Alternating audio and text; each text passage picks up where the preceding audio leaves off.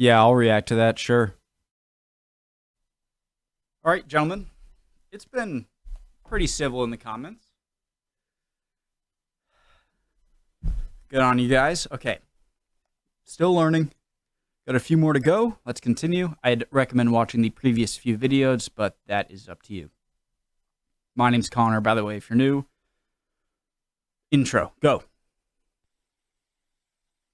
What has the EU ever done for us, and how does it affect the countries that join it? Before we can answer these questions, we need to know how the EU has changed over the last 25 years. The year is 1992, when the modern-day European Union was founded. The curtain has closed. The Soviet Union is no more. A shattered Eastern Europe seeks the wealth of the West. The collapse of communism across Central and Eastern Europe, which began in Poland and Hungary, is symbolized by the fall of the Berlin Wall in 1989, a wall that split Germany in two since the end of World War II. The unification of all of Europe began by ending the partition of Germany in 1990, bringing together two Germanys after more than 40 years. This is significant as ever since World War II, the economies of Germany and France were in equilibrium. But with the addition of new territory, new resources, new manpower, Germany would soon be the strongest and one of the fastest growing, rich economies on the continent. This greatly upset the balance of Europe. Two world wars were started because the world feared and tried to halt Germany's power. The unification of Germany created a nation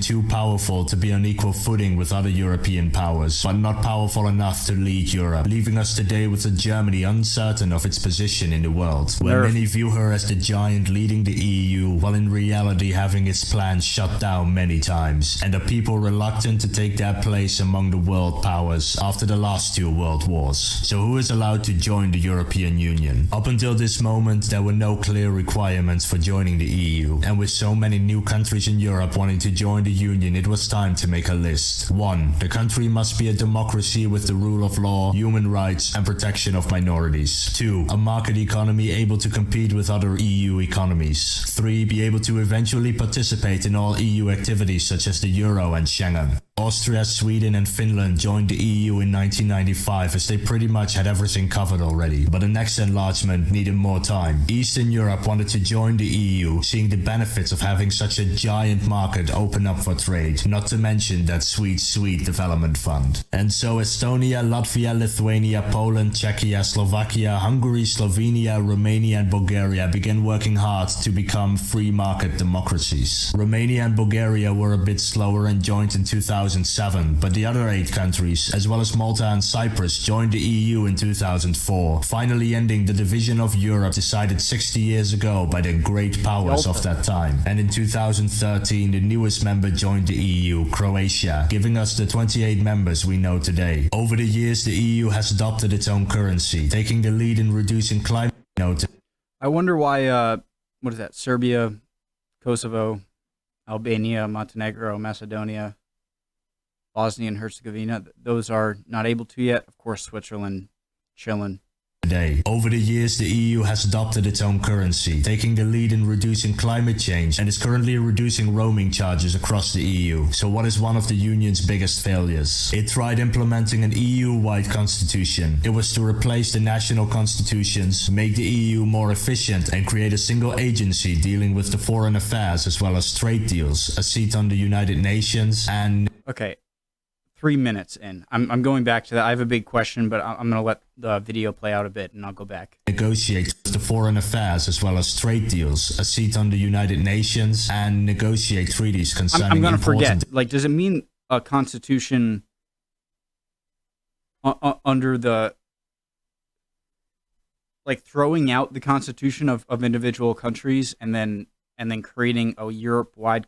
I'll go back later. EU topics. But this was a change in the constitution and therefore required a referendum in 9 countries. Spain and Luxembourg voted in favor, but in France and the Netherlands the constitution was voted down. This meant an EU-wide constitution had become impossible and the other 5 countries cancelled their referendum. And here is where the... I don't get... Fast forward, click the right arrow button if you want to get to where I started. I didn't understand that.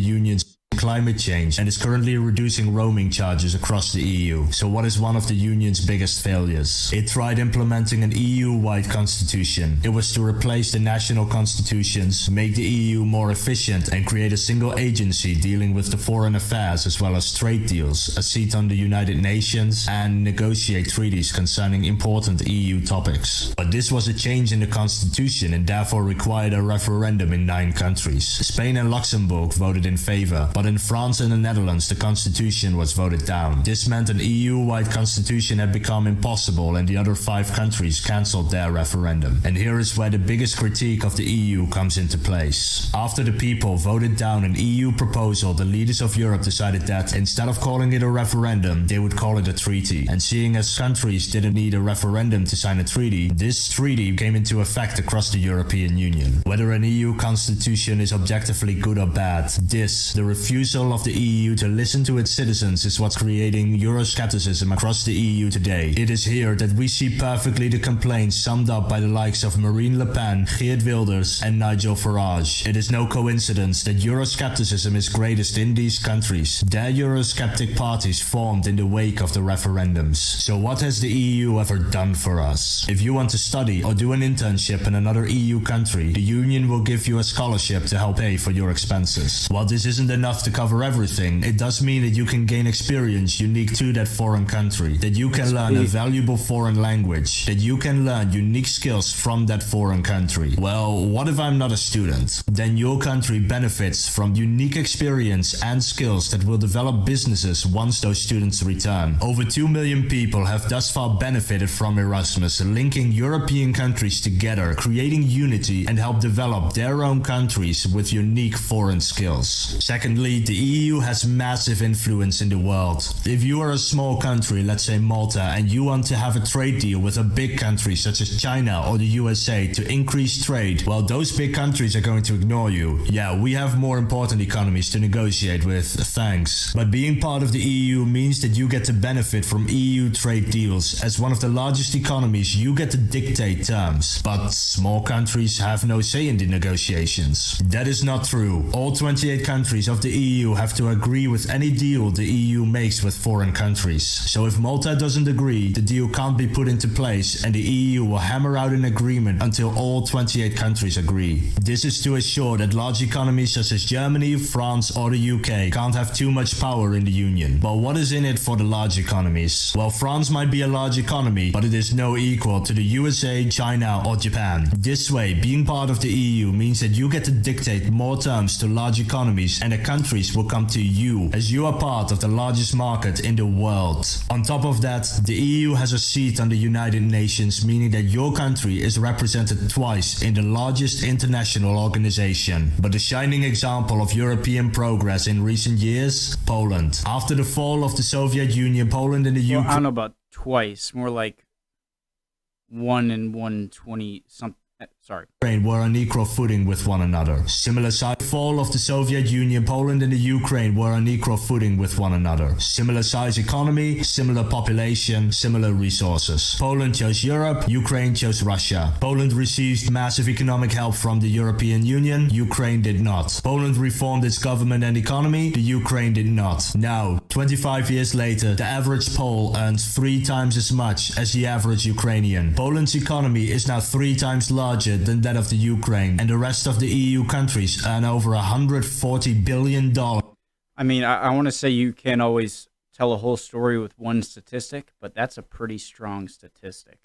So every year by trading with Poland. The EU currently earns 10 times as much in trade with Poland every single year as it invested in Poland in the past 25 years. Look, the European Union isn't perfect. I will show this in the last 2 episodes of this series. But think of all the EU has brought us. It has brought democracy and unity to a continent divided by communism and dictatorship, bringing together a war-torn continent to establish 70 years of peace. It has brought wealth to millions of people who only knew hardship. Europe is the harbinger of freedom, bringing peace, prosperity, and democracy to millions of people. In 2 weeks, we will talk about how the EU works, and after that, we're going to discuss the problems that have come with the EU, such as the Euro crisis, the rise of nationalism, and the migration crisis. Stay tuned. And let me I gotta say that this video was one of the best videos for me that I've watched on the European Union, because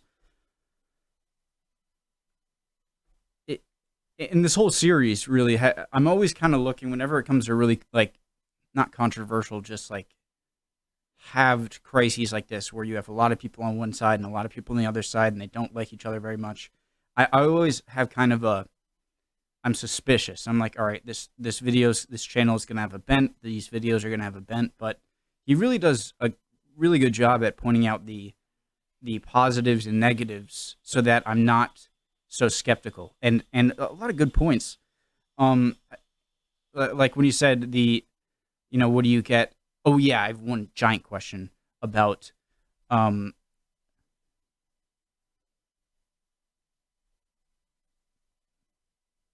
this is important. Right here. So one thing is that, the benefits of a smaller country going into the EU is that, say economically, is that it gets to technically participate in the EU, which is a much bigger market, and to places like China and the US and bigger economies, they're going to pay attention to you more. And